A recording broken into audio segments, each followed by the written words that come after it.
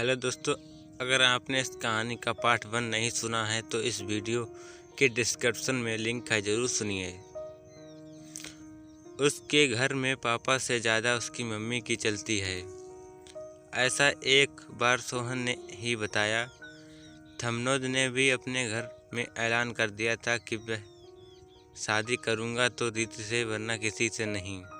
आखिर सोहन के बहनों ने अपनी तरह से मम्मी को समझाया था।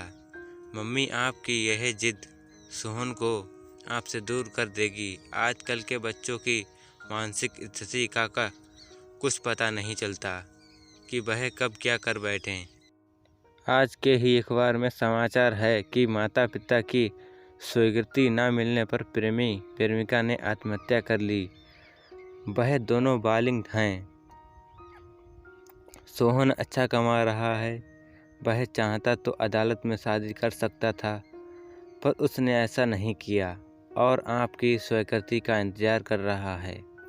अब फैसला आपको करना है। सोहन के पिता ने कहा था, बेटा, मुझे तो मनोज की इस शादी से कोई इतराज नहीं है। लड़की पढ़ी लिखी है, सुंदर है, अच्छे परिवार की है और सबसे बड़ी बात, सोहन को पसंद है। इस बात बस हमारी जात की नहीं है तो क्या हुआ, पर तुम्हारी मम्मी को कौन समझाए। जब सब तैयार हैं तो मैं ही उसकी दुश्मन क्यों हूँ? क्या मैं ही बुरी क्यों बनूँ? मैं भी तैयार हूँ। मम्मी का इरादा फिर बदले इससे पहले ही मंगनी की रस्म पूरी कर दी गई थी। तय हुआ था कि मेरी एमएससी पूरी होते ही शादी हो जाएगी। मंगनी हुए 1 साल हो चुका था। शादी की तारीख भी तय हो चुकी थी। सोहन के बाबा की मौत ना हुई होती तो हम दोनों अब तक हनीमून मनाकर कुल्लू मनाली शिमला से लौट चुके होते और 3 महीने बाद में भी सोहन के साथ अमेरिका चली जाती।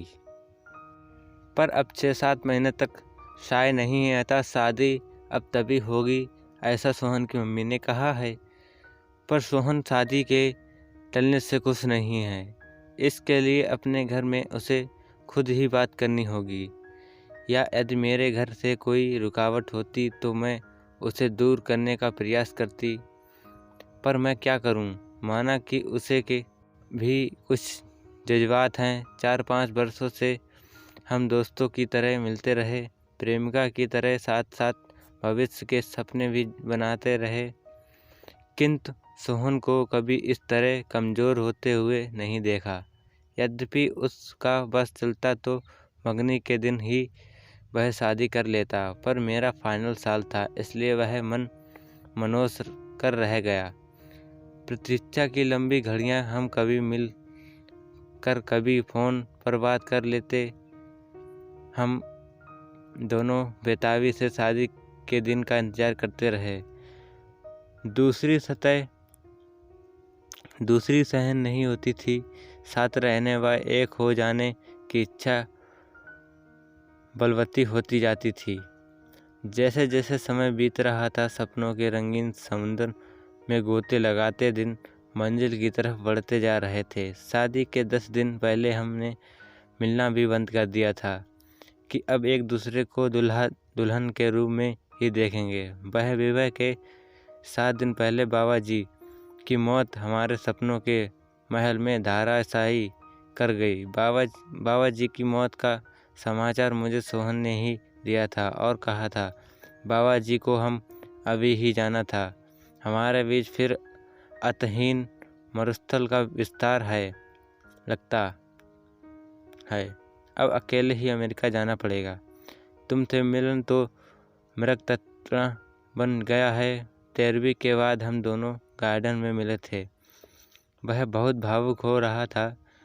रात तुमसे दूर अब सहन नहीं होती। मन करता है तुम्हें लेकर अनजान जगह पर उड़ जाऊं, जहां हमारे बीच ना समाज हो, ना परंपराएं हों, ना ये रीत रिवाज हों। 2 प्रेमिका के मिलन में समाज के फायदे कानून की इतनी ऊंची बाड़ खड़ी कर रखी है कि उनकी सब्र की सीमा ही समाप्त हो जाए। चलो, रीत हम कहीं भाग चलें। मैं तुम्हारा निकट संबंध चाहता हूँ। इतना बड़ा शहर है, चलो किसी होटल में कुछ घंटे साथ बिताते हैं। जो हाल सोहन का था वही मेरा भी था।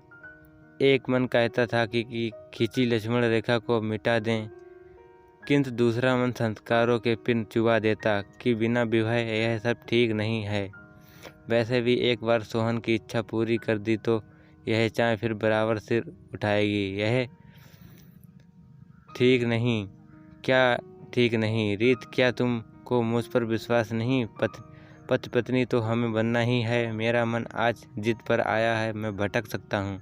रीत, मुझे संभाल लो। गार्डन के एकांत झुटपुटे में उसने बाहों में भर कर बेतहासा चूमना शुरू कर दिया था। मैंने भी आज उसे यह छूट दे दी ताकि उससे आवेन को शांत की, किंतु सोहन गहरी गहरी सांसें और अधिक समा जाने की चाह मुझ में भी बहकाए।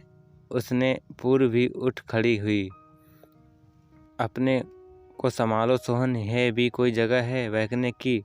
मैं भी कोई पत्थर नहीं, इंसान हूँ। कुछ दिन अपने को और संभालो। इतने दिन से अपने को संभाल तो ही रहा हूँ। जो तुम चाह रहे हो वही हमारी समस्या का समाधान नहीं है। स्थायी समाधान के लिए हाथ पैर मारने होंगे। चलो। बहुत ज़ोर से भूख लगी है, एक गर्मा गर्म कॉफ़ी के साथ कुछ खिला दो, फिर इस बारे में कुछ मिलकर सोचते हैं। रेस्टोरेंट में वेटर को ऑर्डर देने के बाद मैंने बात शुरू। सोहन थे, तुम्हें अब एक ही काम करना है। किसी तरह अपने माता पिता को जल्दी शादी के लिए तैयार करना है, जो बहुत मुश्किल नहीं। आखिर वे हमारे शुभचिंतक हैं। जो उनसे एक बार भी कहा कि शादी इतने दिन के लिए ना टल कर अभी कर दें? नहीं, यह तो नहीं कहा। तो अब कह दो। कुछ पुराना छोड़ने और नए अपनाने में हके को कुछ हिचक होती है। अपनी इंटरकास्ट मैरिज के लिए आखिर वह तैयार हो गए ना? तुम देखना, बिना सायों के शादी करने को भी वह जरूर मान जाएंगे। सोहन के चेहरे पर खुशी की लहर दौड़ गई थी। तुम ठीक कह रही थी रीत, यह बात मेरे ध्यान में क्यों नहीं आई? खाने के बाद तुम्हें घर पर छोड़ देता हूँ। कोर्ट मैरिज की डेट भी तो पास आ गई है, उसे भी आगे नहीं बढ़ने दूंगा। ठीक है, अब मैरिज वाले दिन कोर्ट में ही मिलेंगे। मेरे आज के व्यवहार से डर गई क्या? इस बीच फ़ोन करने की इजाज़त तो है या वह भी नहीं? चलो फ़ोन करने की इजाज़त दे देते हैं। रजिस्टर के ऑफिस में मैरिज की फॉर्मेलिटी पूरी होने के बाद हम दोनों अपने परिवार के साथ बाहर आए तो सोहन की जीजा ने कहा, सोहन, अब तुम दोनों की शादी कानून की मोहर लग गई है। रीत, अब तुम्हारी शादी हुई, अब दोनों खुशी से रहने लगे। अगर आपको यह कहानी अच्छी लगी तो चैनल को सब्सक्राइब जरूर करें। धन्यवाद।